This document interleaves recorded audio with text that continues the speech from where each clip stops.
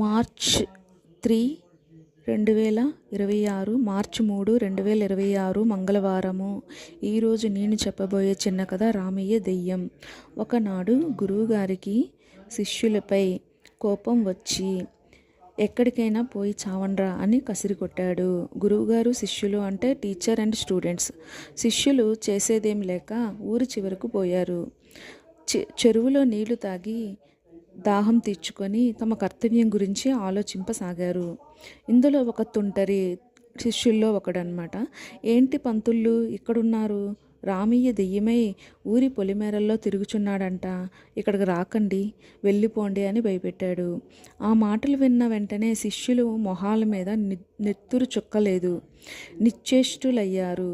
భయంతో అటు ఇటు పరిగెత్తి మరలా అక్కడికే వచ్చి, ఒరేయ్ మనం ఎందుకు పరిగెడుతున్నాం రా అని ఆలోచించుకొని కొంతసేపటికి మరలా భయపడి బెంబేలు పడుతూ జ్ఞాపకం వచ్చింది.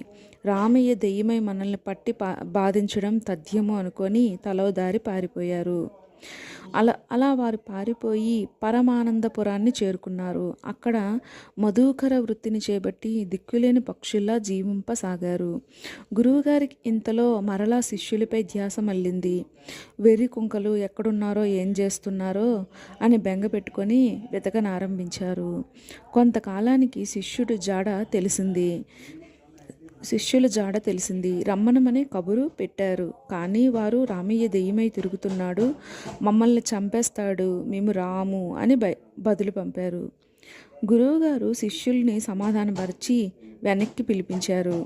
గురువుగారు పంపిన వ్యక్తితో శిష్యులందరూ తిరిగి వచ్చి, బుద్ధిగానే ఉంటామండి, మమ్మల్ని కసురుకోకండి, మేమంతా మీ శిష్యులమేగా అని గురువుగారి వద్దనే ఉండిపోసాగారు.